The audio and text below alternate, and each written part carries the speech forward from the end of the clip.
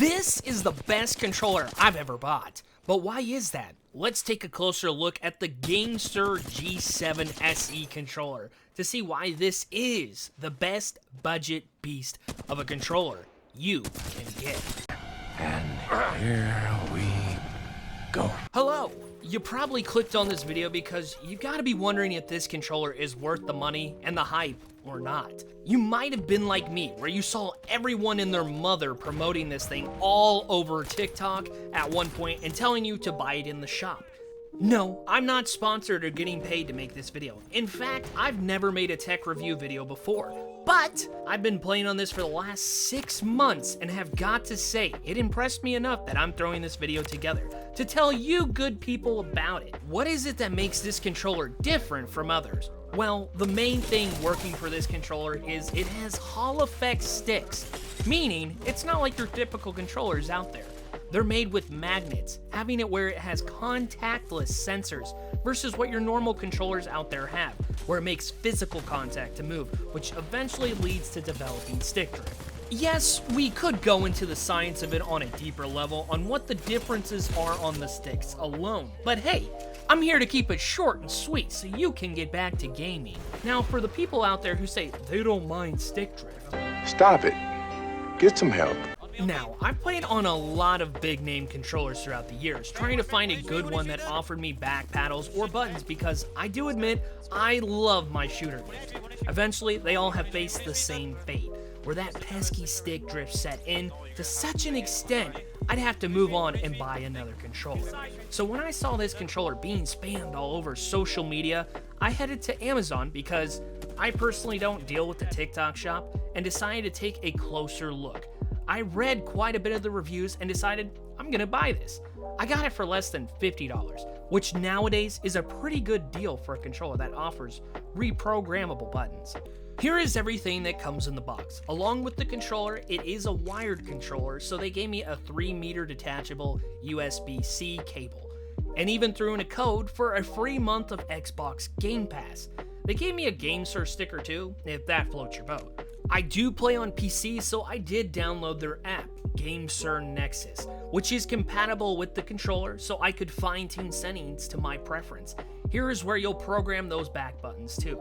I typically use mine for jumping and crouching controls since I tend to play stuff like Apex and Call of Duty.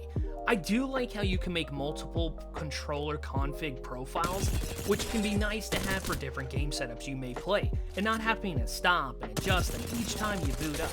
It's a nice time saver and a tool to have. I tested out the response times of the different speeds they have to offer for the controller. Here they are. From playing around with them a bit, I personally liked the 500 Hz frequency the best as it was a happy bounce.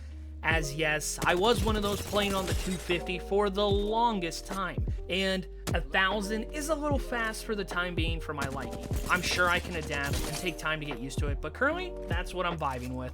I noticed, however, with the 1000 Hz frequency, which gives you the fastest response time, I believe I saw a few reviewers and read a few things where it says as low as 1 millisecond.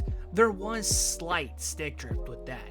I didn't see that on the other two frequencies when I was playing around with it. But I will add this, it seems to be fairly new on those higher frequencies being added, as they do have it listed as an experimental feature, which typically means there is still work to be done on improving such things. So, there is hope they'll continue to prove that with time. Time will tell. You've heard me mention how I'm big on shooter games, but honestly, if you're not, I think this could be a good controller for you anyway.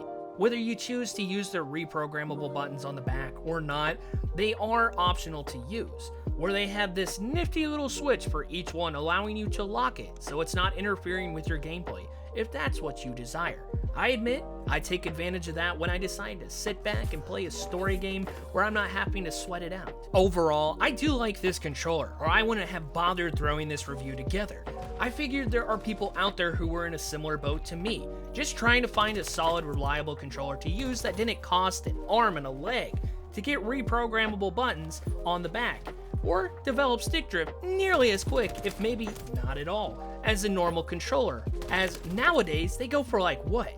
$60? $70? That is whack. For those who may be wondering, Hoodie, do they offer a PlayStation controller? I checked Amazon and even GameSir's website, where unfortunately it doesn't look like they do. Hopefully that will change in the future, but for the time being, there isn't an option. Anyway, that's going to wrap up this short controller review. Hopefully it helped you in one way or another. Please drop a like and consider subscribing. Plus, let me know your thoughts and possible questions you may have about the controller in the comments, as maybe I forgot to mention something. I'll do my best to answer those, and I look forward to hearing from you. But most importantly, remember to take care of yourself. Have a great day, and I'll catch you in the next video.